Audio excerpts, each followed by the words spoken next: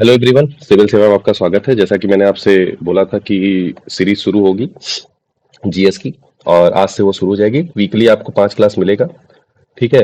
और लगभग लगभग 5 क्लास होंगे, और मैं कुछ डिटेल्स बता दे रहा हूँ पहले। तो ये जितने भी पीडीएफ है, जैसे भी आप देख सकते हैं, वो पीडीएफ आपको टेलीग्राम चैनल पे मिलेगा, ठीक है। टेलीग्राम चैनल का लिंक मैं डिस्क्रिप्शन में दे दूंगा। उसके बाद बाकी जो भी चीज़ें हैं, आपको वहाँ पे डिस्कशन करने की कोई प्रकार की क्वेरी होगी। और रही बात टारगेट शुरू करने की, अगर आप बोलेंगे मुझे स्टूडेंट रहेंगे तो मैं वो भी शुरू कर सकता हूँ, टारगेट डेली प्रोग्राम। बेसिकली ये जो है कोर्स उनके लिए है, आप ध्यान दे दीजिए जो एसएससी सीजीएल की 2024 की प्रिपरेशन कर रहे हैं, एसएससी मेंस की इस बार की जो प्रिपरेशन कर रहे हैं, ठीक है। जो मेंस के लिए है, क्योंकि मेंस में भी 75 मार्क्स है और प्री में भी 50 मार्क्स हैं। वेटेज बहुत अच्छा हो चुका है, मैथ के भी 90 नंबर है। तो अगर जीएस में आप अच्छा नहीं कर रहे हैं तो आप सिलेक्शन से वैसे ही बाहर है, पहली चीज। दूसरी चीज कि जो ये सिलेक्शन का मतलब कि जो एसएससी का ये भी पैटर्न होगा, मतलब कि जो जीएस जैसे आते हैं क्वेश्चन उसी के बेसिस पे मैं बनाऊंगा। पहले थ्योरी होगी, उसके बाद एमसीक्यू पर सब्जेक्ट करीब करीब 500 क्वेश्चन मैं एमसीक्यू का कराऊंगा, एमसीक्यू के थ्रू। और पहले मैं क्या करूंगा, थ्योरी के थ्रू कराऊंगा, कि थ्योरी एक बार बेसिक क्लियर हो जाए। पहली क्लास है हिस्टोरिकल डेवलपमेंट पे पार्ट 1, ठीक है। 2 पार्ट में ये खत्म होगा। पहले मैं रखा हूँ 73 रेगुलेटिंग एक्ट से लेकर के 1853 चार्टर एक्ट तक, ठीक है। इसके बाद क्योंकि गवर्नमेंट ऑफ इंडिया एक्ट शुरू हो जाएगा 1858, जो कि 1857 की क्रांति के बाद शुरू होता है। फिर 62 है, 92 है, फिर 909 है, फिर 1919 है, और उसके बाद क्या है 1935 लास्ट है, और इंडिपेंडेंट एक्ट 1947 वाला भी है, तो वो भी पढ़ेंगे, ठीक है। तो ये सब चीज़ें हम लोग देखेंगे। तो उसके लिए टेलीग्राम चैनल को सब्सक्राइब कर लीजिए। और बाकी जितने आपके फ्रेंड हैं जो भी एसएससी सीजीएल प्री मेंस और सीपीओ जेई का एग्ज़ाम दे रहे हैं, सीएचएसएल का एग्ज़ाम दे रहे हैं, मेंस या प्री जो भी, उनके लिए, रेलवे के लिए जितनी भी कम्पिटिटिव एग्ज़ाम होती हैं, सारे कम्पिटिटिव एग्ज़ाम के लिए लगभग लगभग ये कोर्स फ्री है। और कंप्लीट मैं कराऊंगा पॉलिटी, हिस्ट्री, ठीक है। पॉलिटी के बाद शुरू करूंगा हिस्ट्री, ठीक है। पहले पॉलिटी शुरू होगा, लगभग लगभग मुझे लगता है कि 15 से 20 क्लास के बीच में लगेगा टोटल कंप्लीट कराने में, with article, with previous year question. Second मैं कराऊंगा आपका पॉलिटी के बाद हिस्ट्री, हिस्ट्री के बाद मैं कराऊंगा ज्योग्राफी, ज्योग्राफी के बाद मैं कराऊंगा आपका इन्वायरमेंट, इन्वायरमेंट मतलब उसके बाद फिर साइंस, ठीक है। ये 4 सब्जेक्ट मेजर वाले खत्म होने के बाद इकोनॉमिक्स से करंट अफेयर से बेसिस रहते हैं, तो उसको मैं पहले रखूंगा साइंस के बाद, और सारे सब्जेक्ट धीरे धीरे आपके कवर होंगे, ठीक है। तो चलिए आज का लेक्चर शुरू करते हैं। हिस्टोरिकल डेवलपमेंट के ऊपर सवाल होगा, देखते हैं, ठीक है। पहले क्या क्या है इसमें, इंट्रोडक्शन आपको मैंने बता दिया, वही है। रेगुलेटिंग एक्ट होगा, ठीक है, 1773 वाला, मैं हिंदी और इंग्लिश दोनों में होगा, पहली चीज मैं ये बता दूं आपको, ठीक है। पिट इंडिया एक्ट 1984, ठीक है। Charter act 1813, charter act 1833, charter act 1853, ठीक है। इंडियन पॉलिटी और कॉन्स्टिट्यूशन से रिलेटेड जितने भी क्वेश्चन होंगे सब होंगे। अब चलिए शुरू करते हैं। रेगुलेटिंग एक्ट, पहली चीज तो आप पेन पेपर लेके बैठ जाइए, क्योंकि जो चीजें हैं वो तो मैं बताऊंगा, उसके बाद की जो एक्स्ट्रा चीजें होंगी वो आपको नोट करना होगा। तो ये पीडीएफ टेलीग्राम पे आपको मिल जाएगा। बाकी जो एक्स्ट्रा होंगी, अगर इस पे नोट कर सकते हैं तो इस पे कर लीजिए, नहीं तो एक पेन पेपर लेके बैठ जाइए। अब देखिए रेगुलेटिंग एक्ट 1973 में क्या हुआ। अब मैं इसका थोड़ा सा बैकग्राउंड पीछे जाते हैं तो उसमें, और अगर आपको लगे ना तो 1.5x पे भी करके देख सकते हैं, आपको ज़्यादा जल्दी हो जाएगा। वीडियो ज़्यादा बड़ी बड़ी नहीं लेक्चर बनाऊंगा, इसलिए कि आप जल्दी चीज़ों को समझ सकें और कम समय रहते हुए भी देख सकें, ठीक है। तो रेगुलेटिंग एक्ट 1973 की बातें शुरू कहाँ से हुई। देखिए मैं थोड़ा ज़्यादा पीछे नहीं जाऊंगा, वो हिस्ट्री में मैं जाऊंगा। 1757 में बैटल ऑफ प्लासी हुआ। बैटल ऑफ प्लासी में क्या हुआ कि बैटल ऑफ प्लासी में क्या हुआ कि इंग्लैंड के बीच में और बंगाल के नवाब के बीच में एक युद्ध हुआ, ठीक है। उस युद्ध में क्या हुआ ना, इंग्लैंड जीत गया। इंग्लैंड जीता क्यों, क्योंकि इनका बंगाल के नवाब का जो वजीर था, जो कि मतलब उनका वो था, जो सेनापति था, वही जाके इंग्लैंड से जाके मिल गया। इंग्लैंड के रॉबर्ट क्लाइव था, उससे जाके मिल गया। अब रॉबर्ट क्लाइव ने क्या किया कि उसी युद्ध हुआ जब उनकी सेना दोनों एक, मतलब एक्चुअली युद्ध हुआ ही नहीं था इस समय, दोनों सेना एक दूसरे के सामने खड़ी थी। और यहाँ से एक आदमी मीर जाफर का जाता है, वो नवाब को मार के उसका गला काट देता है, और युद्ध वहीं पे खत्म हो जाता है, ठीक है। तो प्लासी का युद्ध बहुत छोटा ही युद्ध रहता है, और इंग्लैंड वहां पे जीत जाता है। फिर क्या होता है ना, वो मीर जाफर बनता है, उसके मतलब आगे के जो भी रहते हैं उसके रिलेटिव वो बनते हैं। फिर होता है 1764 में एक बहुत ही अच्छा युद्ध बक्सर का। और बक्सर के युद्ध में क्या होता है, देखिए इस युद्ध में तो इंग्लैंड लड़ा नहीं रहता है। बक्सर के युद्ध में लेकिन इंग्लैंड ने क्या करता है ना, अवध की सेना रहती है उसमें, फ्रांस का सपोर्ट रहता है, बंगाल की सेना रहती है, ये सबको मिलके अकेले इंग्लैंड हरा देता है। इंग्लैंड की सेना जब हरा देती है तो वैसे ही ये लोग कमजोर हो जाते हैं। फिर 1765 में इलाहाबाद की एक ट्रीटी होती है। उसके तहत मुगल भी इसमें इन्वॉल्व रहते हैं। तो मुगल का जो राजा रहता है, अकबर सेकंड या कोई रहता है, वो भी चीजें मैं आपको कंप्लीट बताऊंगा। वो उनको पेंशन पे रख दिया जाता है इलाहाबाद के फोर्ट में, कुछ पैसा दे दिया जाता है और उनकी पूरी भी ले ली जाती है। फिर वो क्या करते हैं, धीरे धीरे चीजों को अपने पास रखना शुरू करते हैं। ठीक है, डुअल गवर्नमेंट शुरू हो जाती है। लेकिन 1773 में क्या होता है ना, ब्रिटिश गवर्नमेंट एक रेगुलेटिंग एक्ट लाती है और फिर वहां से शुरू करती है कि भाई अब मैं यहाँ पे अपने रूल्स लाऊंगा बंगाल में। वहां से शुरू होती है कहानी। और उसके पहले जो गवर्नर हुआ करते थे बंगाल के, उनकी भी कैसे इवोल्यूशन हुआ उन चीजों पे देखेंगे। तो ये था बैकग्राउंड। अब आते हैं फ्रंट पे। ठीक है, अब यहाँ से शुरू करते हैं रेगुलेटिंग एक्ट। बाकी चीजें मैं हिस्ट्री में ज्यादा अच्छे से बताऊंगा, क्योंकि यहाँ पे पॉलिटी के हिसाब से हमें देखना है कि आर्टिकल्स क्या होते हैं, कैसे कैसे हम लोग अपने संविधान में क्या क्या चीजें लिए हैं। क्योंकि सबसे ज्यादा हमारा संविधान जो है ना, वो ब्रिटिश से इंस्पायर है।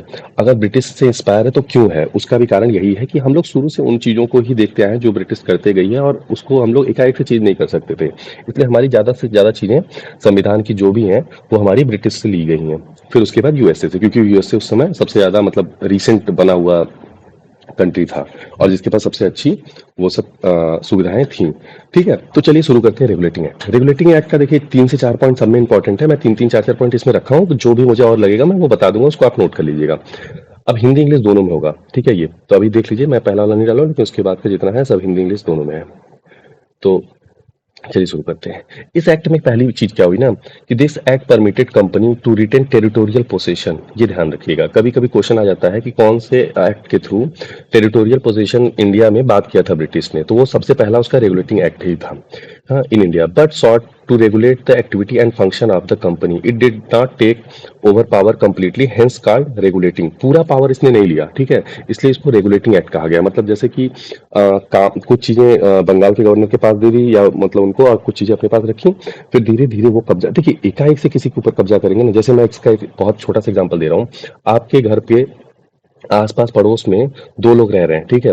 अब आप देखेंगे एक लोग यहाँ पे हैं, एक लोग यहाँ पे हैं, ये दोनों लोग की आपस में बनती नहीं है। लेकिन अगर इसको कमजोर करना है ना, तो आप सोचेंगे युद्ध करके जीत लें, तो नहीं हो सकता। उसको मार देंगे तो आप खुद ही जेल चले जाएंगे, जिंदगी आपकी बर्बाद हो जाएगी।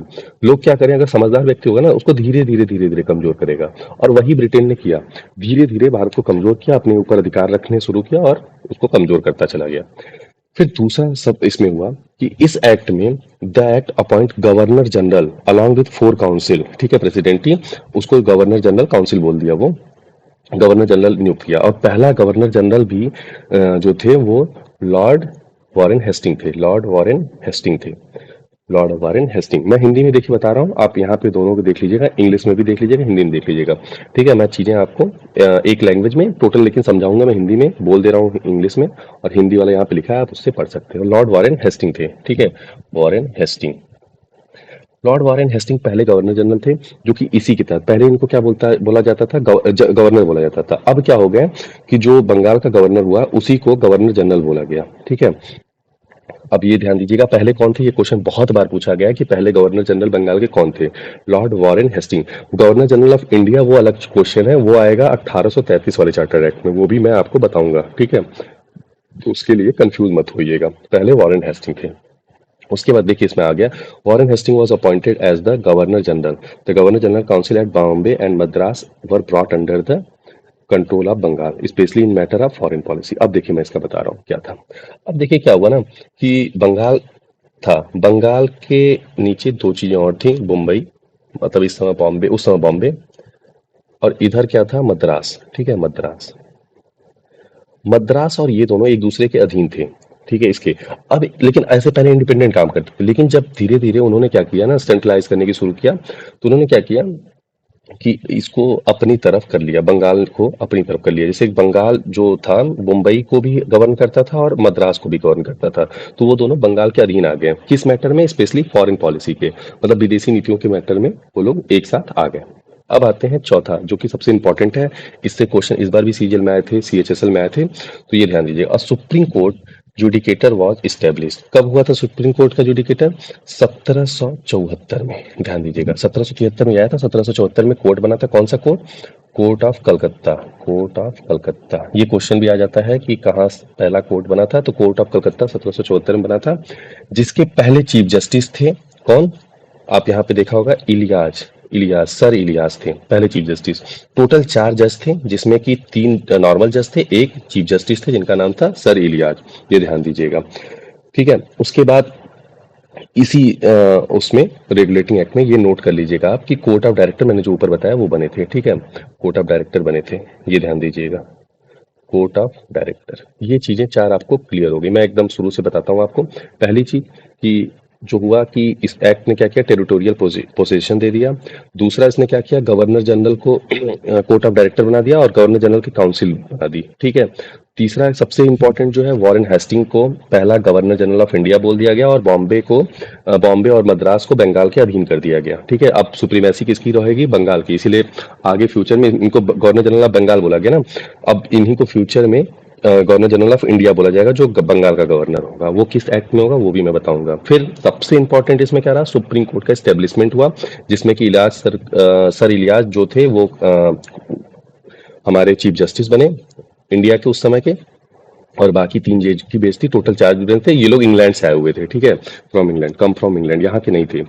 तो ऑब्वियसली उस समय जज जो, अब मान लो आप सोचो कि इंडिया का कोई जज बना दिया जाएगा, तो ऑब्वियस वो इंडियन के हिसाब से करेगा ना। तो इसलिए उन्होंने जो पावर वाली चीजें थी ना वो अपने पास रखी। पावर हमेशा इंग्लैंड अपने पास सेंट्रलाइज रखा, कभी भी फ्यूचर तक। धीरे धीरे 1935 से जाके धीरे धीरे डाइवर्स जब होने लगा, तब इसीलिए कंट्री आजादी की तरफ जाने लगी।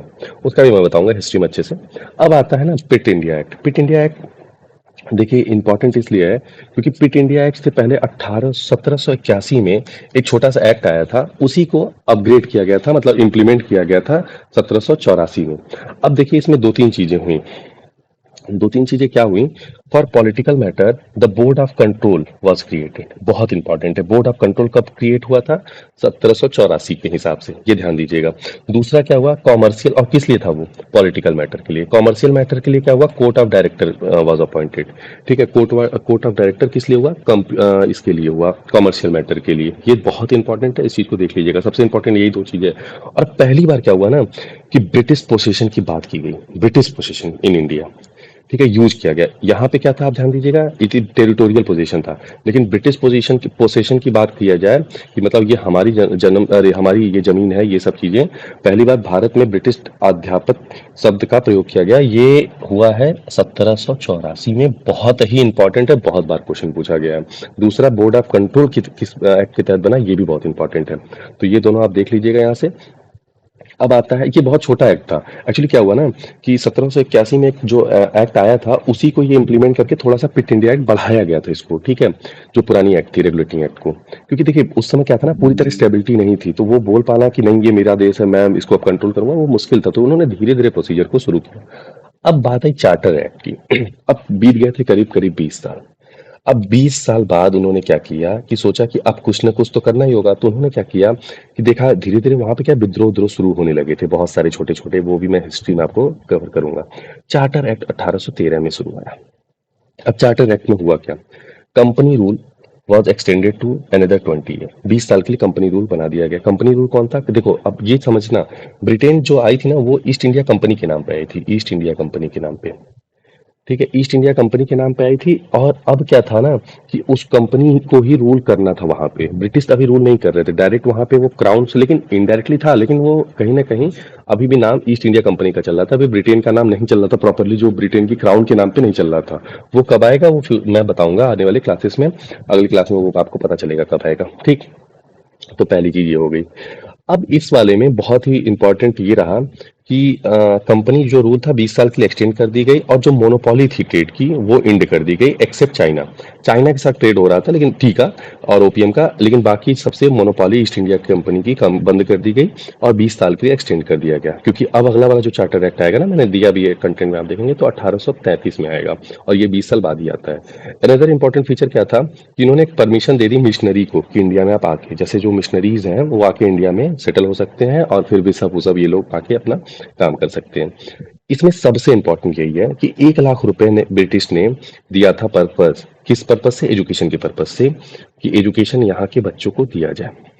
1 लाख रुपए, ये सबसे इंपॉर्टेंट है। ये कब हुआ था? 1813 के चार्टर एक्ट में।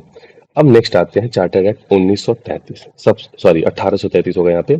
1833 में सबसे इंपॉर्टेंट है ये, 1833 के चार्टर एक्ट की बात करते हैं। अब 1800, देखिए इधर भी 1833 ही होगा, कहीं गलती से मुझसे वो 1833 हो गया था। 1833 होगा 1933 की जगह पे। अब ये बहुत ही इंपॉर्टेंट है। क्यों इंपॉर्टेंट है वो भी मैं बताऊंगा। इसमें 3-4 चीजें बहुत अच्छी अच्छी हुई थी।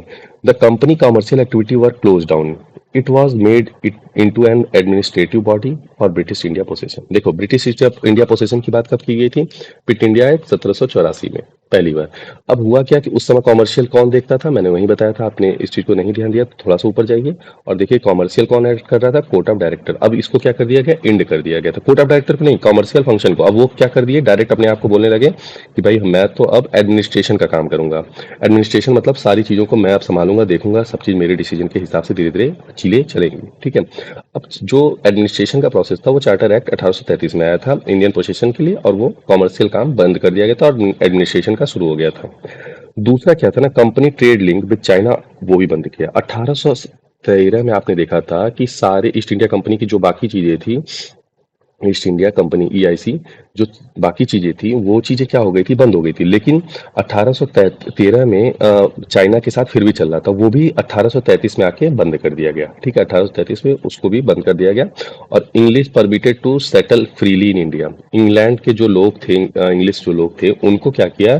फ्रीली इंडिया में सेटल होने की परमिशन दे दी गई। अब फ्रीली इंडिया में सेटल होने की परमिशन दे दी गई तो उससे फायदा क्या हुआ कि उनको वो अच्छी अच्छी जॉब अपॉर्चुनिटी हुई। जैसे वहाँ इस समय सिविल सर्विसेज एग्जाम होते थे, उसमें क्या किया गया? इन लोग को डायरेक्टली ओपन चीजें मिल गई।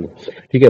और 1833 में ही ओपन एग्जाम शुरू हुआ था, ओपन कंपटीशन शुरू हुआ था। ये भी नोट कर लीजिएगा, ये कहीं आप नोट कर लीजिएगा कि जो ओपन सिविल सर्विस का एग्जाम था वो 1833 में ही शुरू हुआ था चार्टर एक्ट के तहत, ओपन सबके लिए।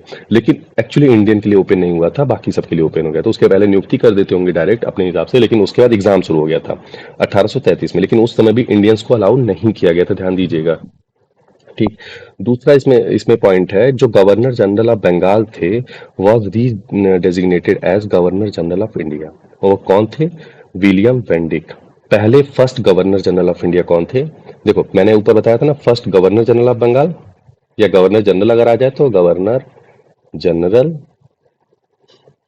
कौन थे? वॉरेन हेस्टिंग, वॉरेन हेस्टिंग, ये याद कर लीजिएगा।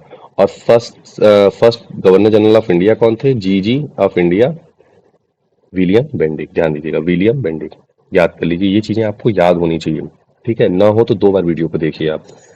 The act mandated any law made in India was to be put before the British parliament and the act was called and as per the act. देखो मैं बता रहा हूँ इसमें क्या है कि एक उस समय लॉ कमीशन आया। ठीक है, लॉ कमीशन में क्या कर दिया गया ना कि अब कोई भी एक्ट जो है पार्लियामेंट से पास होके, वो जैसे अभी भी क्या है, एक्ट तब बनता है जबकि पार्लियामेंट के दोनों सदनों से पास होता है, राज्यसभा से, लोकसभा से, फिर प्रेसिडेंट की सिग्नेचर मिल जाती है तो हो जाता है। उसी समय वो क्या किया, the act mandated any law made in India was to be put before British parliament, British parliament के ऊपर बिफोर किया मतलब प्रेजेंट किया जाएगा, और वहां से उसको परमिशन मिलेगी, फिर उसको एक्ट का दर्जा मिलेगा। और इंडियन लॉ कमीशन भी स्टैब्लिश्ड हुआ था पहले। और the first law commission had Lord Macaulay, Macaulay जो थे फर्स्ट लॉ कमिश्नर थे, कमीशन के वो थे, चेयरमैन थे या हेड बोल सकते हो। दूसरा क्या था कि इंडियन कमीशन लॉ ये 1833 के थ्रू ही आया था। और तीसरा आप कह सकते हो कि पार्लियामेंट के सामने प्रेजेंट करते थे तो वो चीजें होती थी। ठीक है, विलियम बेंडिक्ट थे। और फिर क्या हुआ कि इसी के बाद ना ट्रस्ट फॉर हिज मेजेस्टी, जो उसके मतलब मेजेस्टी के अंदर का मतलब आने लगी धीरे धीरे, कि अब भाई हम लोग क्या है ना क्राउन की तरफ धीरे धीरे बढ़ने लगे।